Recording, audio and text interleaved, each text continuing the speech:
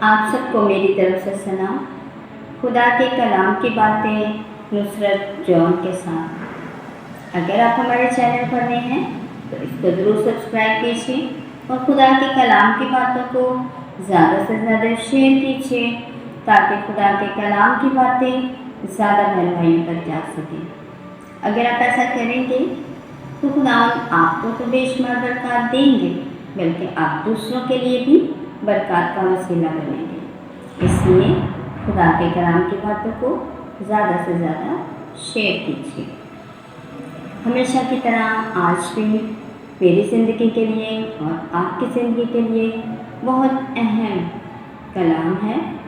تو آئیے آج کلام کی وہ کون سی خاص بات ہے جو میرے لیے اور آپ کے لیے بے حد ضروری ہے۔ تو آئیے کلام مقدس میں سے پڑھتے ہیں۔ اشعیاء پہلا باب 17ویں آیت۔ نیکوکاری سیکھو، عدل کے طالب ہو، مظلوموں کی فریاد رسی کرو، یتیموں کا انصاف کرو اور بیوہ کے حامی ہو۔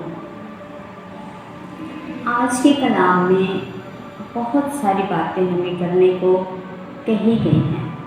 نیکوکاری سیکھو یعنی کہ ہم نے اچھے کام کرنا سیکھیں۔ نیک کام وہ کام جو خدا کی نظر میں بھلے ہیں۔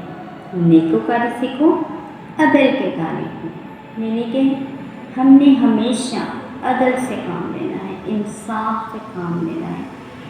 کبھی اس میں ہم نے کیا کہہ سکتے ہیں، بے ایمانی نہیں کرنی ہے، کسی کو دھوکہ فریب نہیں دینا ہے، بلکہ عدل سے ہر کسی کا انصاف کرنا ہے، عدل سے کام لینا ہے اور نیکوکاری سیکھنی ہے۔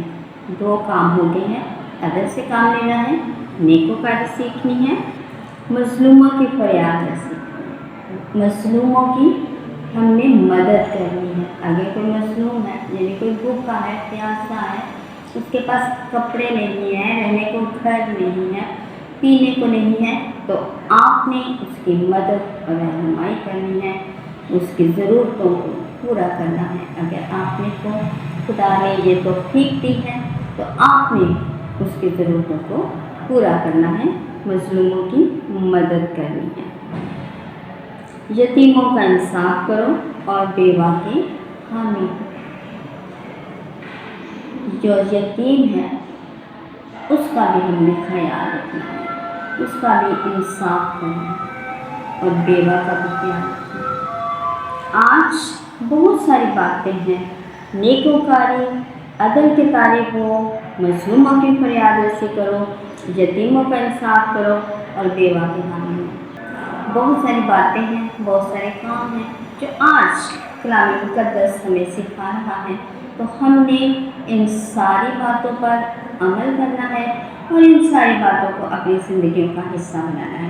اگر ان ساری باتوں پر ہم زیادہ بات کریں گے، تفصیل سے بات کریں گے تو ویڈیو کافی لمبی ہو جائے گی۔ اس لیے ضرورت اس بات کی ہے کہ ہم ان باتوں کو اپنی زندگیوں میں اپنائیں، ان پر عمل کریں تاکہ خدا خوش ہو اور ہمیں بے شمار برکات سے مالا مال کرے۔